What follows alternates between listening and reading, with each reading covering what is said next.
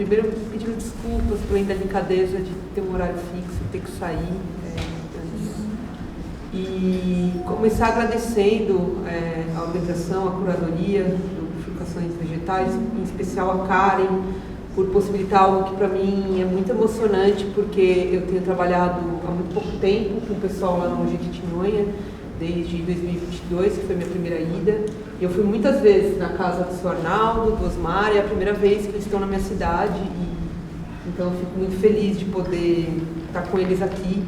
E ao invés de andar pelas matas secas, não é tão agradável, mas a gente está andando aqui por São Paulo. E acho que eu queria, assim, eu vou tentar ser bem breve, pensei um pouco em fazer um contexto para vocês entenderem o que é o norte ali, o que a gente tem chamado, né, chama-se de Médio Jequitinhonha, de uma perspectiva histórica, lembrando, acho que a fala do Denilson Baniwa hoje, assim, lembrando de uma violência antiga e presente e constante sobre os povos indígenas, é algo que a gente não pode nunca deixar de mencionar, ainda que a violência não deva reduzir a história dessas pessoas, né? A história desses povos indígenas vai muito além do que só uma experiência de viver uma violência perpetrada pelos não indígenas, pelo Estado, pelo processo colonial. E o Vale do Jequitinhonha, ele é muito marcado por um processo colonial bastante longo, né? Ele se torna, esse Médio Jequitinhonha, uma região chamada de Zona Tampão, pela historiadora Maria Hilda Paraíso, porque os povos do sul da Bahia, eles se refugiaram nessa região, né, da frente colonial, e ali ficou uma área, de alguma forma, onde a frente colonial demorou um pouco mais para chegar. Então ela abrigou nessas matas secas muitos povos de diferentes grupos, mas sobretudo povos G, povos da nação Crem, né, como os Krenak, os Aranã, do qual o Osmar faz parte, os Machacali, que são muito presentes nessa região. E aí, o que acontece, né? Você tem, então, você começa uma exploração ali nessa região por conta de uma ampliação do interesse por lavras, né? Então, a decadência da mineração na região mais conhecida, né, das Minas Gerais, faz com que as pessoas, né, haja uma frente colonial nessa área que tinha virado uma zona tampão. E você tem, em 1801, uma guerra declarada por Dom João VI aos botocudos, que são justamente os povos Crem, né? Então você tem uma guerra contra esses povos em 1801. Além disso, né, além dessa guerra oficial que, né, foi uma matança, obviamente muitos também conseguiram se refugiar. A gente tem uma instauração de uma série de aldeamentos logo depois, né, ao longo de todo o século XIX, sobretudo perto do final do século XIX, a gente tem instauração de aldeamentos nessa região, 2 grandes aldeamentos, Itambacuri e Lorena de Tocoiós, que eram, né, lugares. O que eram os aldeamentos? Lugares onde as populações indígenas eram atraídas, mantidas, né, lá e trabalhando em trabalhos análogos, né, ou em trabalhos de escravidão. E quando você, né, o que acontece? Quando esses aldeamentos são destituídos no começo do século XX, essas populações vão ser absorvidas por sistemas de grandes fazendas, né, de grandes latifúndios. E isso vai se transformando ao longo do tempo, mas a gente tem uma figura muito presente na memória de todas as famílias com as quais eu tenho trabalhado lá, que é os agregados, né? Então são grandes fazendas, a gente está falando de grandes fazendas, na sua maioria latifúndios, que tinham as figuras dos agregados. O que eram os agregados? Eram pessoas que moravam nessas fazendas, trabalhavam, não tinham um salário, elas ganhavam ao dia, então se você trabalha no dia você recebe, só que esse dinheiro não era suficiente para, né, por exemplo, manter grandes famílias. Então eles também plantavam e muitas vezes eles não trabalhavam na fazenda porque eles tinham que manter a sua própria subsistência. E nem todo mundo nem todo mundo da família tinha, por exemplo, um trabalho na fazenda e ganhava aquele dia de trabalho. E muitos falam, uma narrativa muito comum é do tempo da precisão. Então a gente tem uma região semiárida, como vocês podem ver no filme, com muita seca, e quando chegava a seca, que era somada a uma exploração gigantesca dessas populações, muitos dos meus amigos, interlocutores vão falar, olha, era uma época que a gente tinha um trabalho análogo à escravidão. E aí essas batatas, né, que estão aí, elas eram as batatas que se recorria muitas vezes, né, para alimentação. São batatas de coleta. Osmar e Arnaldo vão poder falar mais disso, que eles são os mestres conhecedores disso, mas ainda assim, a despeito de toda essa violência e desse processo de apagamento, né, porque durante muito tempo os Aranã foram considerados um povo, por exemplo, extinto. E a gente tem agora uma retomada dos Aranã da sua identidade, do seu território. A gente está em pleno processo de estudo do território Aranã, né, da demarcação desse território. E ele também é um tempo marcado por muitas histórias de convívio, né, em farinhadas, de alegria, de festejo, né. Então, um pouco esse, né, a história longa de um processo muito violento de apagamento dessas populações que agora, né, então era uma região que não, né, se dizia que não tinham indígenas, né. Então, desde de 2000 mais ou menos que começa uma caminhada, sobretudo dos Aranã, movimentando essa presença indígena no norte do Jequitinhonha. É isso, eu vou passar para o Osmar e depois o Arnaldo. Boa tarde, meu nome é Osmar, sou liderança do povo Aranã Caboclo, o povo indígena lá da região do Vale de Jequitinhonha, de Araçuaí.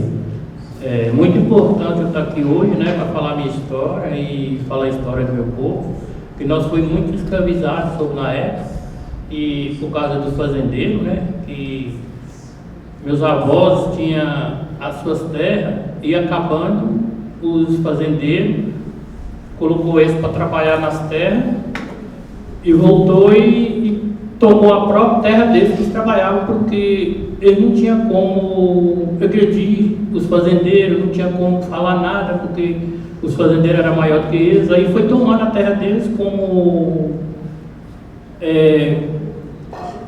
ficou sendo um gerente da fazenda. Aí o que ele fez? Para eles ficar mais à vontade, eles pôs o nome deles de tenente. Tenente na época, né, era aquele pessoal que comandava tudo, né? Aí pôs eles como tenente para voltar e tomar a própria terra deles. Quando os filhos cresceu, que já estava grande, aí eles foi tomando a terra deles, como que não podia, os filhos não podiam mandar, porque os fazendeiros eram maiores do que eles. E foi tomando a terra deles e eles ficou sem nada, acabando quando os filhos cresceu, já não ficou com mais terra nenhuma.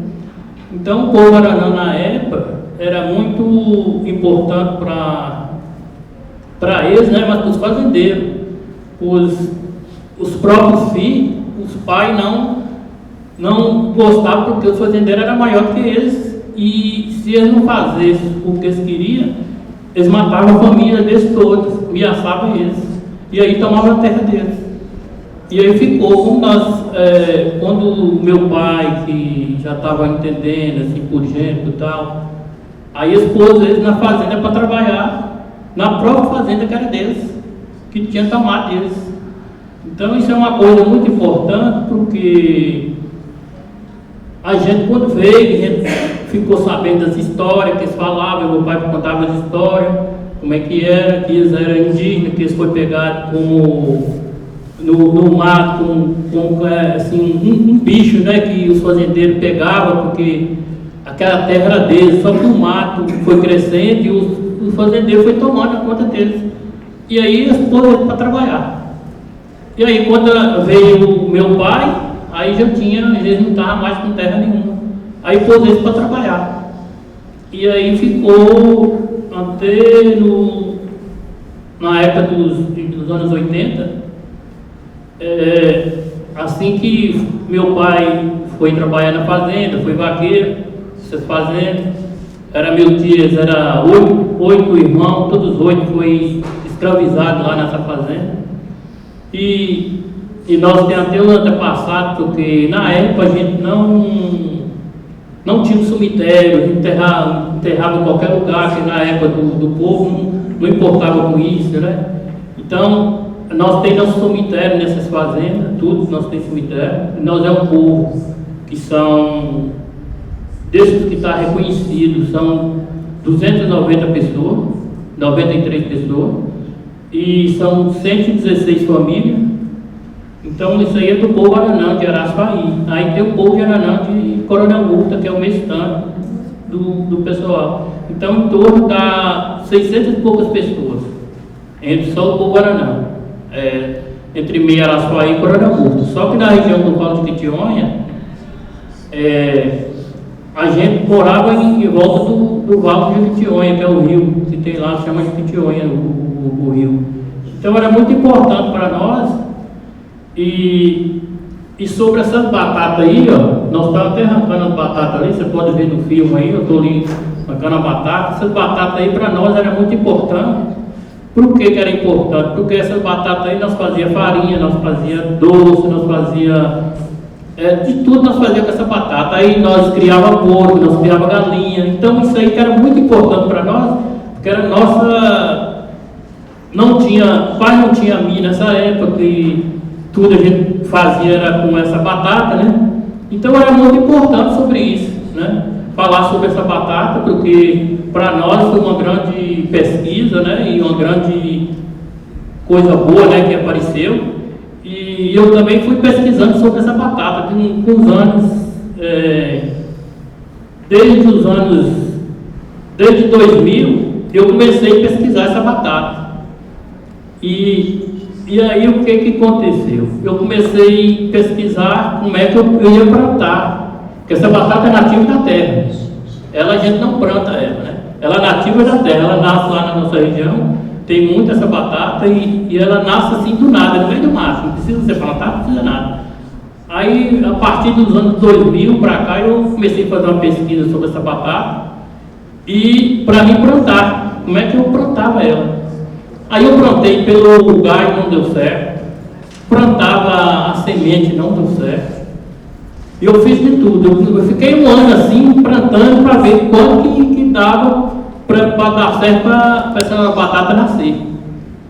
E aí até um dia que me inspirei e falei assim, hoje eu vou ver se eu consigo plantar essa batata e ela vai nascer. Pedi meus antepassados, todos, pedi para ver como é que eu fazia com essa batata, que essa batata era muito importante para nós, porque já veio Deus, então eu queria uma luz para ver como é que plantava essa batata. Aí Deus abençoou e aí eu plantei 30 sementes dessa batata. Das 30 sementes nasceu 5. Já foi uma grande alegria para mim, porque aí que eu vi que o antepassado nosso é mais do que a gente que está presente. Porque nós antepassados, que era meu pai, minha mãe, meus avós, foi muito importante sobre essa batata. Porque se eu não tivesse pedido a eles a permissão de tudo como é que fazia, eu não tinha conseguido a muda dessa batata. Inclusive, a Joana trouxe até uma muda aqui para a faculdade, né, da aula. Foi muito importante, né, porque para ela trazer, para ela ver que acreditaram no meu trabalho, ela e Daniel, que é da FUNAI. Então foi muito importante sobre isso. E eu agradeço muito, né, que eu estou aqui hoje, estou com vocês aqui hoje para contar essa história e mostrar para vocês a batata que, às vezes, se a gente contar, vocês não acreditam. Mas ela está aí para vocês verem o que é a batata. Muito obrigado, agradeço muito.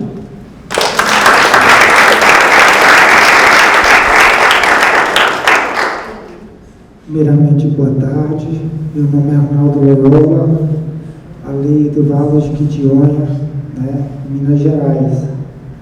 Eu sinto muito alegre em estar aqui, né, conhecendo vocês que eu não conheço, através da professora Joana, né, que o Daniel Canguçu, que trouxe uma grande inspiração para nós ali no Vale do Jequitinhonha. A minha família conhecida indígena são os canoeiros, né? A minha história é uma história muito triste, né? Porque, igual o parente Osmar só me citou no tempo da escravidão, né? A minha bisavó, uma das histórias dos meus avós, foi pegada de cachorro no mato, menina nova, né? E ali foi vendida para um fazendeiro, né? Aqueles por nome de eram os maiores, né? E ela foi criada ali por aquele homem. Segundo a história, para ela poder aprender a alimentar a comida de sal, quando ela dormia, passava nos lábios dela ali um pano molhado com água de sal, para ela poder aprender a alimentar, né, da comida de sal, porque ela era uma menina selvagem. Ela partou do rebanho, os caçadores estavam caçando, os cachorros acuaram ela e eles pegaram ela e vendeu para esse senhor, né? Chamava Martinha Pereira de Jesus, né? E ela foi casada, né? Teve, que eu conheço pelo nome dos filhos, a Luzia Pereira Loyola, que já entrou Loyola, e deu Cristiane Pereira Loyola, que era irmão da Luzia. O meu pai e a minha mãe são primos carnais, casados, né? Aí veio para a região ali da Lorena Tocorós, aonde foi, né? Primeiramente o meu avô foi morto, justamente por causa da sua terra, né? Queria tomar a terra dele e ele não queria entregar, então ele foi morto e a velha foi tirada dali com os filhos e aquelas pessoas tomaram conta daquela terra. Aí veio para a região da Lorena Tocorós, onde foi criado todos os filhos, né? E ali é onde traz, né, o sofrimento do nosso povo. É naquela região que foi a habitação de todos os povos indígenas que passaram por aquele lugar, né? E aí, trazendo a batata, né? Tem a batata do mamãozinho de viado, que é o trabalho do Oswaldo Parente Osmar, e tem o mucunã, que é o trabalho, meu trabalho, né? O mucunã é uma raiz tosca, né? Ela é venenosa, porém ela tem um processo, né? Que ela é feita para ela ser comestível, né? Que tem a mucunã de duas qualidades, tem da rosa e tem da roxa. A rosa, com 7 águas, a gente consegue apurar a goma dela para fazer o mingau para alimentação, né? Agora a roxa é 9 águas, né? Que ela é passada por esse processo para se tornar um alimento, né? Porque se a gente comer a goma dela sem passar por esse processo, a gente morre, né? Que ela dá circulação no sangue, coai o sangue, e aí a gente termina morrendo. Que foi quando aquele povo tomou o Brasil, muitos morreram por causa dessa frase, porque eles não sabiam o que tinha nas raízes.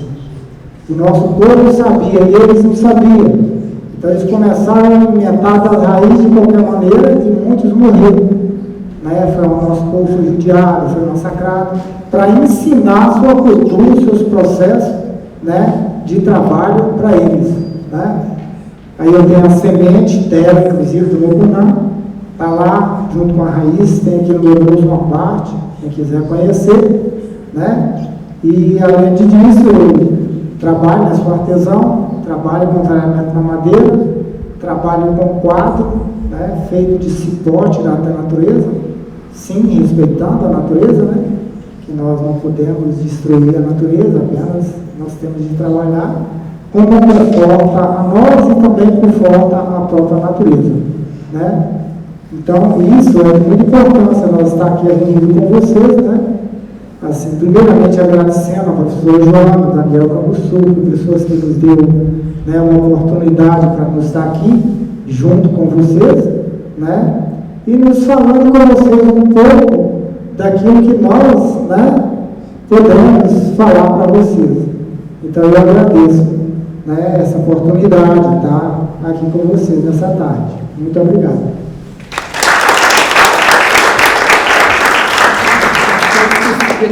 Duas pessoas que são muito importantes nesse projeto, que é o Daniel Canguçu, que eles mencionaram, e Pedro Brito, que ajudou a trazer as batatas. Enfim, tem uma equipe aí de gente trabalhando lá e agradecer muito.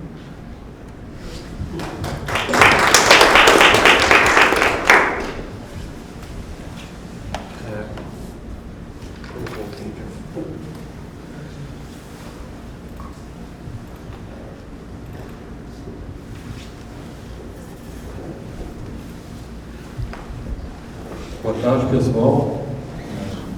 Uma honra muito grande estar aqui.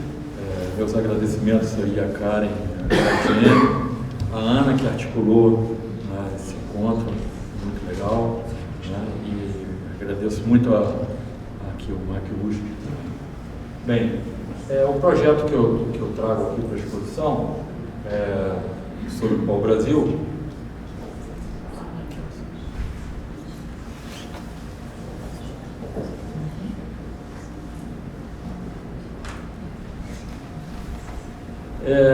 ele tem fruto em outros projetos que eu desenvolvi, né, sobre o bioma Cerrado e o bioma Amazônia, né, e quando eu cheguei no bioma Mata Atlântica, isso foi na época da pandemia, eu fiquei assim, encantado com as questões do pau-brasil, né, e resolvi mergulhar nesse mundo. O pau-brasil, né, que a gente, né, nós vimos na escola lá, sentadinho na carteira lá, eram histórias muito superficiais, né, e como aqui a gente está discutindo bifurcações, não é? O pau-brasil é muito mais que uma simples história, tem muitas bifurcações. Nessa minha pesquisa, eu estou trabalhando com muitas disciplinas, não é? Envolve muitas disciplinas como história, botânica, antropologia, meio ambiente, não é? E vou mostrar um pouco aí para vocês, né? Aqui eu gosto de mostrar esse modelo, não é? Que é um modelo do meu processo artístico, né, que é um modelo, vamos dizer, em espiral, né, ele começa aqui com a ida para campo, que eu vou fotografar, vou captar imagens, ou mesmo vou me apropriar de imagens de arquivos, da internet, né, e mergulho na pesquisa, na literatura, né, na própria internet, quando eu chego nessa etapa aqui de experimentação. Nessa etapa de experimentação, que eu consolido uma parte da pesquisa, eu sempre estou produzindo um livro de artista, né, sobre aquele subtema, sobre aquele assunto dentro desse universo, né. Aqui, por exemplo, são os meus livros de artista, alguns dos livros de artista que tem aqui também exposto.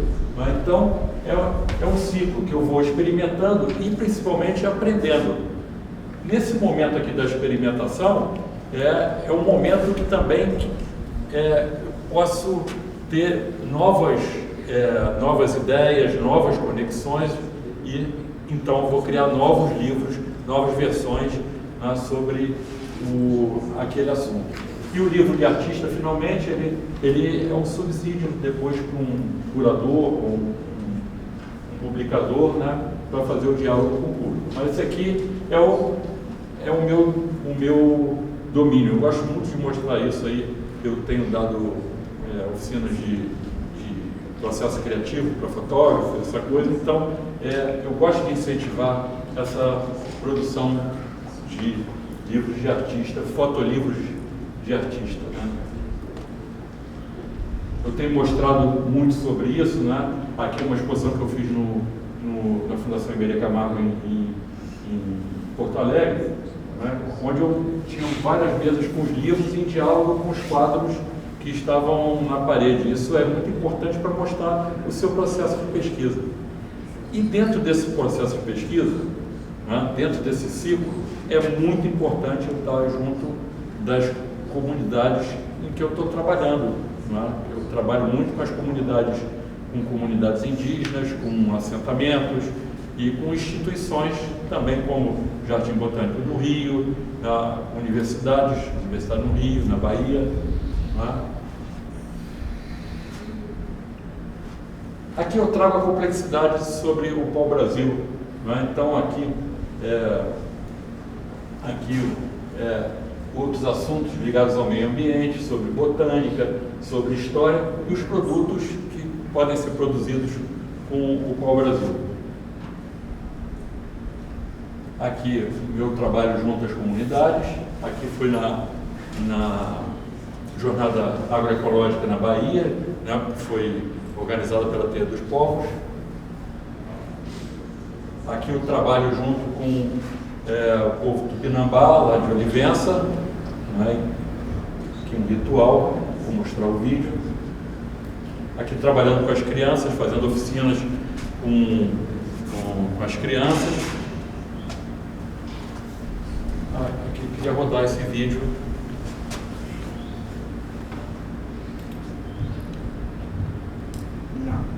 Não, é o ritual. Aqui tem um... Não, acho que tem... pode ser. Tem som.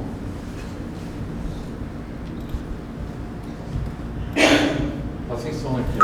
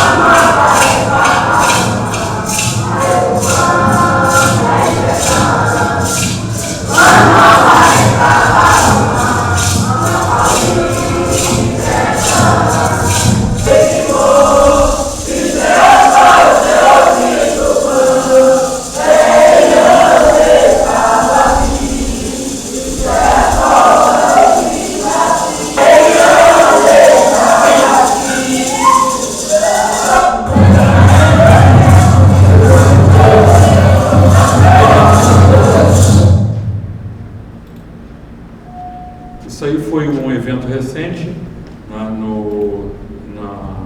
aldeia Olivença, Tupinambá, e isso aí pode passar para frente. Isso é fruto dessa parceria com o Instituto Floresta Viva, em que estamos vamos implantar alguns viveiros nas aldeias, viveiros com mudas da Mata Atlântica e, claro, ao Brasil. Né? Essa parceria foi viabilizada graças a uma conexão com artistas, onde eu fiz uma residência recente na França. Né? Os artistas franceses articularam e conseguiram levantar fundos para a gente aí desenvolver alguns viveiros nesse território indígena de Tupinambá de Olivença. Né? Pode ir. Aqui é um mapa onde a gente pode encontrar o Brasil, né? Aqui na área da Mata Atlântica, bem na costa atlântica, entre Rio Grande do Norte e o Rio de Janeiro, e aqui alguns tipos de morfológico de pau-brasil, sendo que a gente tem aqui o folha de laranja, esse amarelinho aqui, que é um tipo de pau-brasil que está em alto risco de extinção, e a gente tem trabalhado muito para recuperar essa perda grande, né? Está numa área assim, de muito risco. Né?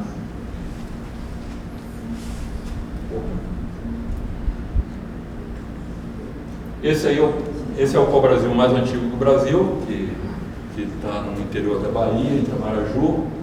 Ele tem mais ou menos 600 anos.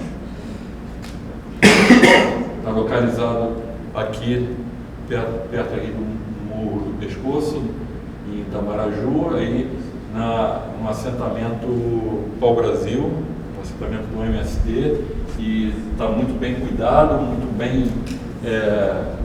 bem vigiado aqui nessas florestas. Isso aqui é um corte do Pau-Brasil, curiosidade aí, né? O Pau-Brasil não é uma cor vermelha, né? como nós aprendemos na escola, é um avermelhado, amarronzado. Essa é a flor do Pau-Brasil. Isso aqui é um trabalho que eu fiz baseado na floração do Pau-Brasil. O Pau-Brasil sangrando. E aqui um pouco do processo, essa aqui é uma gravura do século XVI, né, que traz aí os indígenas escravizados levando o Pau-Brasil para as embarcações.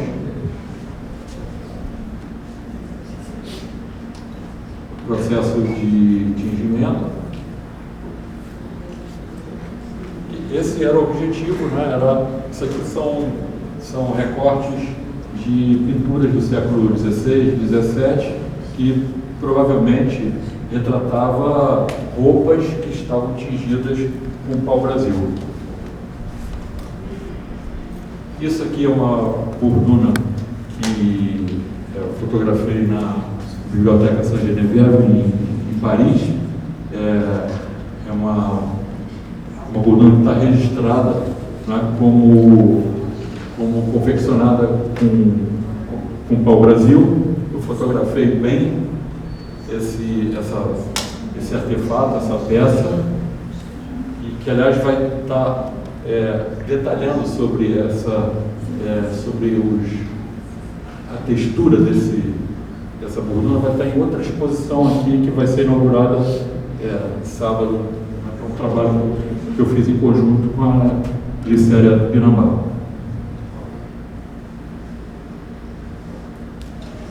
Essa é outra questão mais atual, mais crítica, que são os arcos de violino. Né? O pau-brasil é uma madeira muito cobiçada pelas orquestras, né, do mundo todo, para a confecção de arcos, né, para violino. Os arcos de violino, eles têm um desempenho muito superior a outros tipos de madeira que são empregados na indústria de arcos, né? E é um mercado milionário que está sendo está tendo muita ilegalidade, recorte de pau-brasil nas florestas, né, irregular. Um detalhe,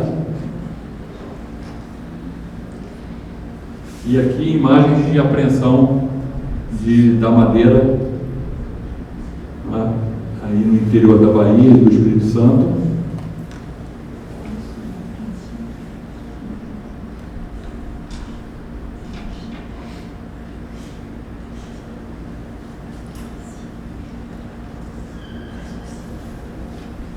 E aqui uma história que acho que todo mundo conhece, né, sobre o indígena Galdino, que foi participar de uma reunião para discutir sobre questões, né, de territórios em Brasília, isso em 1998, e foi assassinado por 5 jovens filhos de gente rica, né? E aqui eu trago essa imagem que eu fiz usando um processo de solarização, de apagamento, um papel tingido com pau-brasil. Não é por acaso que Galdino é daqui dessa cidade de Pau-Brasil, onde fica a aldeia Caraburu, Pararaçu, e é onde ele está enterrado.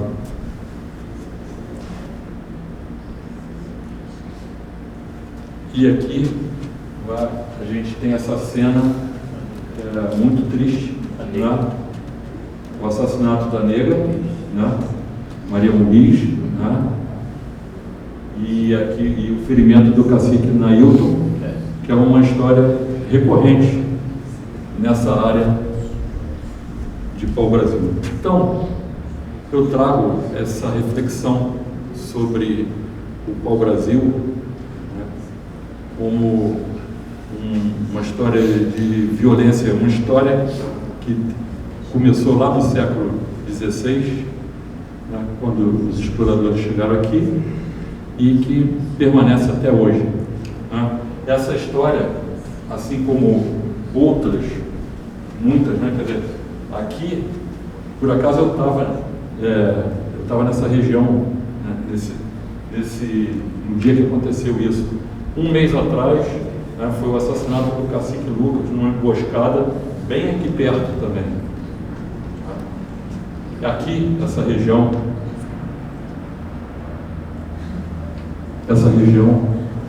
por acaso, é a região onde está praticamente extinto o pau-brasil, um tipo folha de laranja que a gente estava comentando aqui, que temos que retomar toda essa questão. Obrigado.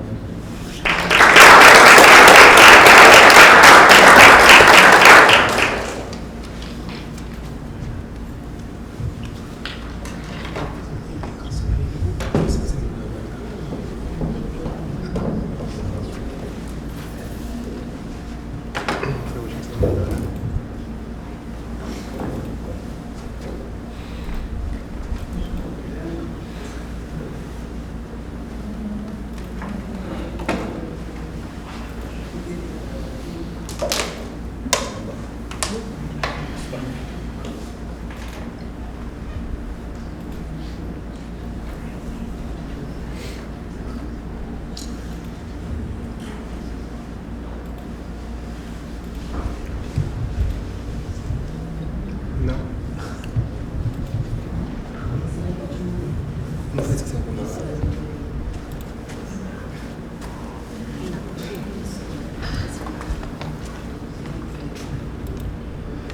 Ah, acerta aqui. Bom, gente, eu acho que eu vou começar. Boa tarde a todo mundo, né? Uma alegria estar aqui. Quero agradecer os curadores, né? Etienne e Karen pelo convite, né? Pela exposição. Agradecer também a produção, né? De montagem remota da exposição, no caso do painel da formação transversal e saberes tradicionais. Então, obrigada. E também adorei escutar todas as mesas, mas essa em específico. Obrigada por todo mundo. Bom, a gente organizou, né, na exposição esse painel da formação transversal em saberes tradicionais na UFMG, né, tentando narrar um pouco dessa trajetória, né, e aí agora eu vou dialogar um pouco com esse painel, né, trazendo mais, né, basicamente 3 episódios, conversar um pouquinho, mas trazendo 3 episódios ou encontros, né, multilocais que se deram dentro dessa formação, né. Então, assim, eu não vou fazer uma fala institucional, nem contra-institucional, mas, sobretudo, eu vou pensar esse trânsito, né, entre mundos e tentar criar esse diálogo com o que a gente fez ali na exposição, né. Então, esses 3 episódios, na verdade, assim, são 3 problemáticas que aparecem com esses episódios como imagens, né, ou imaginários, basicamente sobre ensino, sobre projetos, sobre escrita, tá? Para pensar um pouco essa ideia, tema da mesa, né, que é narrativas, outras narrativas, né? Bom, a minha participação, então, aqui, né, acho que a Ana já me apresentou, eu sou professora dos cursos de arquitetura e design da UFMG, mas também professora parceira da formação transversal em saberes tradicionais desde o início de 2014, 15, né? Então a gente está fazendo 10 anos, né, de formação transversal E assim, essa fala é a partir, né, desse desafio do lugar de encontro de saberes, né, que obviamente é permeado por dilemas, né, conflitos, equivocações e, sobretudo, pelo terrível e fascinante estado de não saber, né? Então a gente é confrontado nesse encontro de saberes, sobretudo por esse flagrante não saber como método de conversa, né? E não, isso eu estou aqui citando a Marisol Balacadena, né? O não saber como método e não como algo que eu ainda não sei, um dia saberei, mas é como um não saber constante, né? Como uma condição de conversa. Então, uma outra coisa importante também de dizer, antes de chegar nos episódios, é que a UFMG ela já tem, né, uma trajetória de relação, né, com saberes tradicionais, sobretudo indígenas, né? E aí eu posso citar aqui o Literaterras, que é 2002, né, o ProLIND, que é a licenciatura indígena 2006, o FIEI, que é o curso de formação de professores indígenas de 2009. Então, a formação transversal em saberes tradicionais, ela segue um pouco, né, essa trilha, e nesses 10 anos que ela existe, ela já acolheu mais de 100 mestres e mestras, né, das culturas afro-brasileiras, indígenas e populares, que a gente convida para atuarem como professores, né, na UFMG. E aí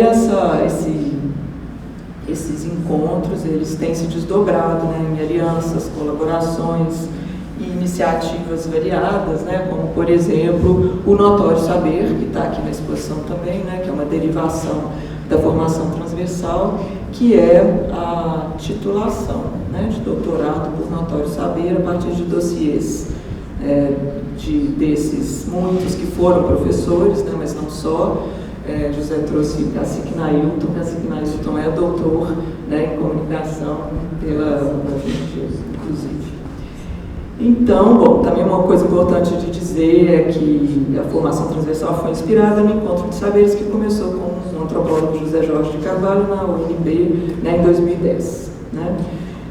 Bom, então, esses desdobramentos, né, alianças, colaborações, né, são baseadas em uma experiência radical de escuta, né, que tem a ver com o não saber que eu dizia, na experiência de troca de posições. Então quem é professor e quem é aluno, né, quem estuda e quem aprende e quem ensina, né, de desaceleração institucional, desaceleração da produtividade famigerada, né? Então é um outro tempo que invade as nossas práticas, né? E trabalhos que eu chamei, né, desde 2019, estou chamando de quase etnográficos, etc., né? Que tem a ver com essas pragmáticas epistêmicas, editoriais, expográficas, coisas que derivam aí desses encontros, né? A partir do ponto de vista de quem está nas ciências sociais aplicadas, né? Imaginando arquitetura, design e né, design editorial nesse lugar. E aí pensando também o dentro e fora, sobretudo o trânsito entre a universidade e as suas exterioridades, né? Sobretudo esse trânsito. E aí, pensando com o Nego Bispo, né, ele diz que, bom, ele fala, somos povos de trajetórias, não somos povos de teoria, né? Somos da circularidade, começo, meio e começo. Então, a gente fica tentando aprender um pouco a dança dessas palavras teoria e trajetória, né? E na companhia dos povos de trajetórias, nós, né, os povos de teoria, a gente é convidado, então, a experimentar uma escola territorializada, né, distribuída na comunidade, em lugares onde o conhecimento é parte da vida, né? Então, assim, eu vou contar esses episódios sem querer reduzir, traduzir ou converter em teoria essas experiências, tá? E aí, nessa contação, né, também escutando feliz o que o Renato estava falando aqui antes, né? Nessa contação de história, a gente vai encontrar narrativas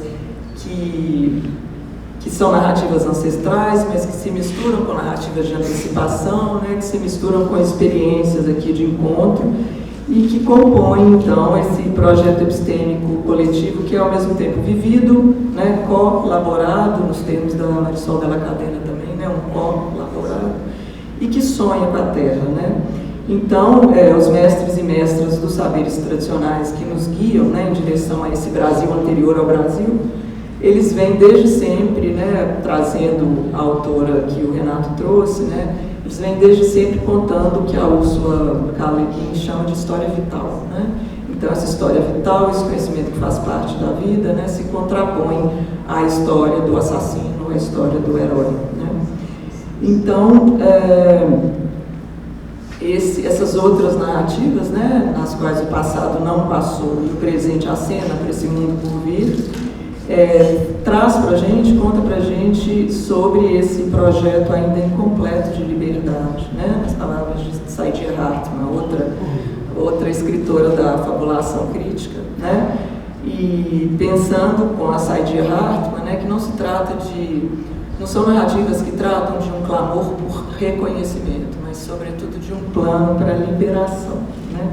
Então é nesses termos, para além do reconhecimento, né, mas certamente sem deixar de fazê-lo, né, como necessário, que a gente pensa esses modestos fragmentos aqui desse plano para a liberação, tá? Então, bom, o primeiro episódio que eu queria contar é um episódio que tem a ver com a terra indígena Tupinambá, né? Aqui a gente mais cedo esteve na Tupinambá de Olivença, né? E aqui a gente está agora na Serra do Padeiro, na Bahia, né? Eu trouxe porque no painel aqui da formação transversal a gente tentou espacializar sobretudo 3 dos livros que estão lá, né?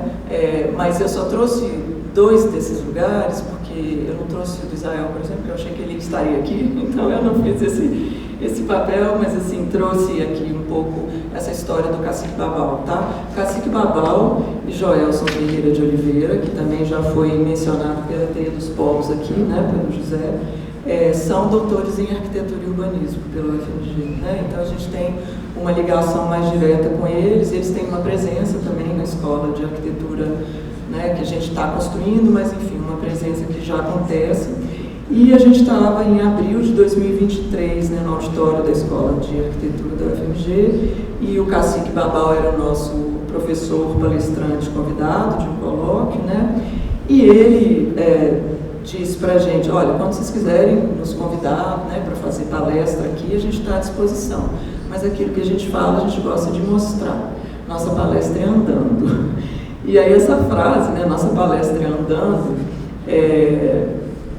deu a imaginário, né, de um convite que ele fez, né, naquele momento, ele falou, chegou a hora de vocês irem nos visitar, né. E aí é muito interessante porque a gente puxa o nosso próprio tapete, mas também o nosso tapete está sempre sendo puxado, né? Porque trazê-los para a universidade é inverter um pouco esse movimento, né? Pensando nesse movimento desbravador de ir ao território, né? Então, assim, recebê-los nessa troca de posições e ser anfitrião, né? Parecia incrível, mas de repente mais incrível era retornar com esse movimento rumo ao território, né? Mas claro que em outros termos, né? E em outras condições e sendo convidados, né? Então, a gente organizou um curso nessa formação transversal para que o Babau pudesse dar esse curso no território, né? Então a gente foi alguns meses depois desse auditório da arquitetura para lá, para a Serra do Padeiro, com 50 alunos, né? 50 alunos, vários professores, vários mestres e mestras convidados também da formação. A gente foi uma enorme caravana, né, para ficar uma semana na Serra do Padeiro e também para o assentamento Terra Vista, né, vizinho ali com o Joelson. E, enfim, naquela ocasião, né, a terra indígena de Olivença ainda não tinha sido reconhecida, né, a demarcação. Isso aconteceu no dia 17 de novembro, agora, né, no dia 17 de novembro, só para constar a celebração, né, 21 anos depois do início do processo. Bom, e aí,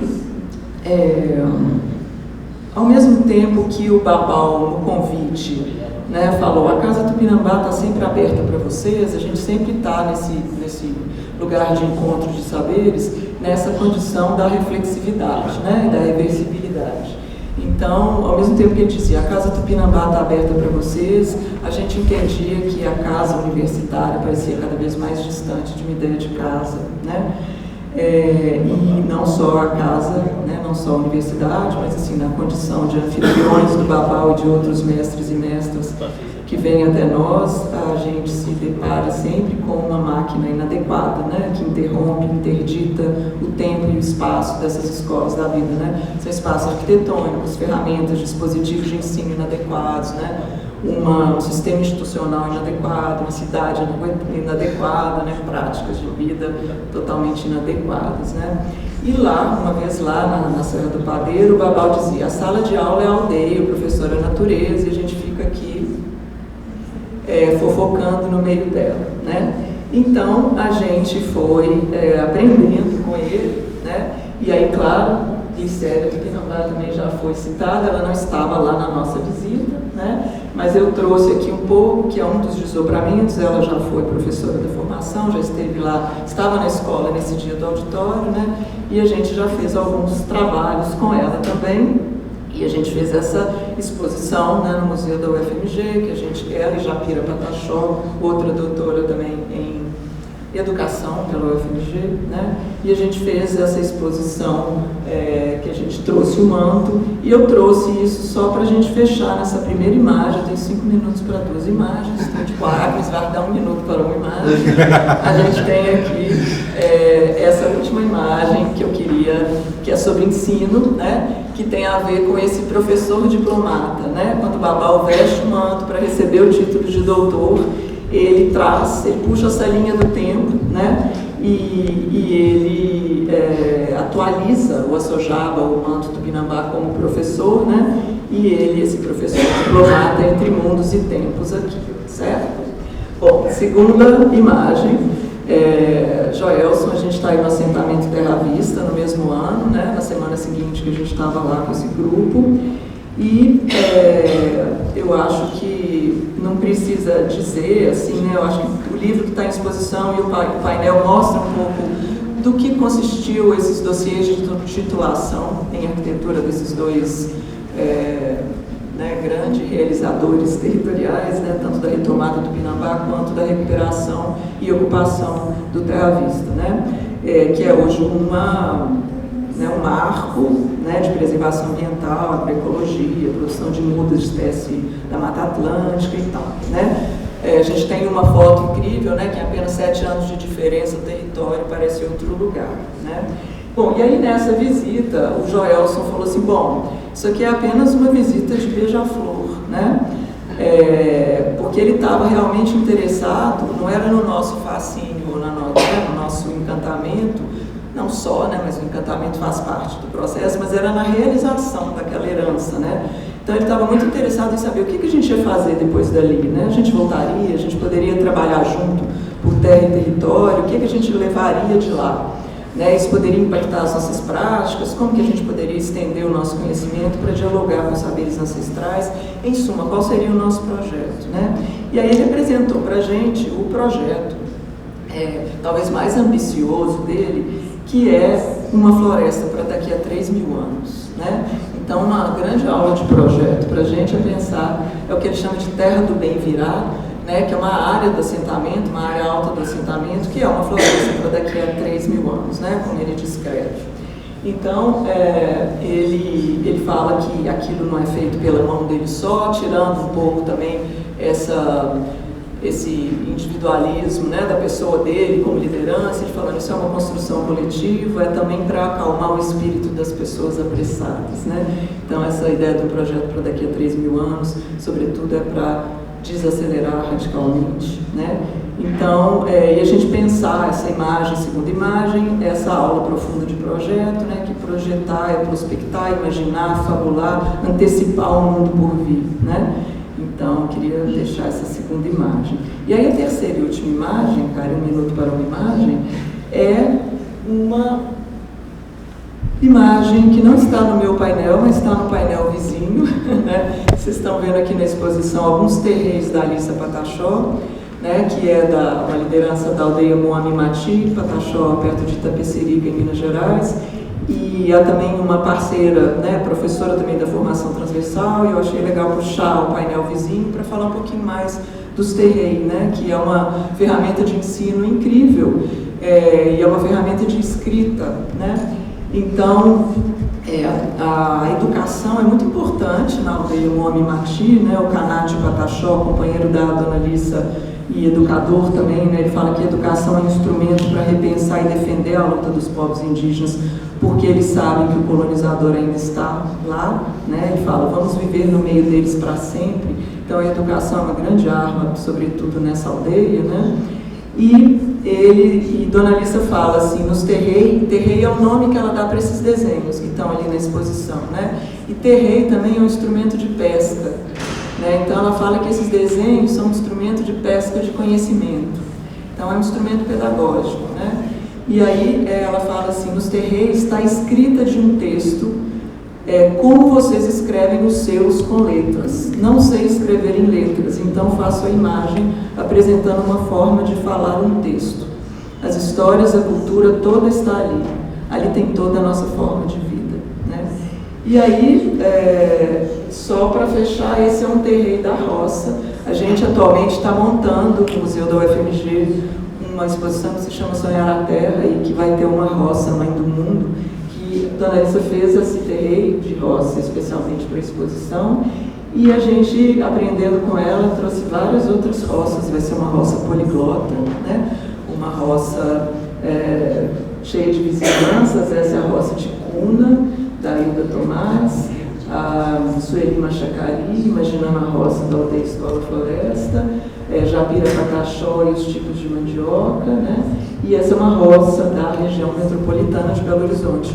Então, a última imagem que eu queria deixar aqui é essa ideia da confluência afro-indígena pela roça, né? Pensando com o Nego Bispo também desse encontro cosmológico que se deu aqui, né? Entre comunidades indígenas e comunidades, pessoas que vieram da África e que não falavam a mesma língua e, segundo o bispo, se entenderam pelo cosmos, né? Então, a roça é um pouco um produto dessa confluência afro-indígena.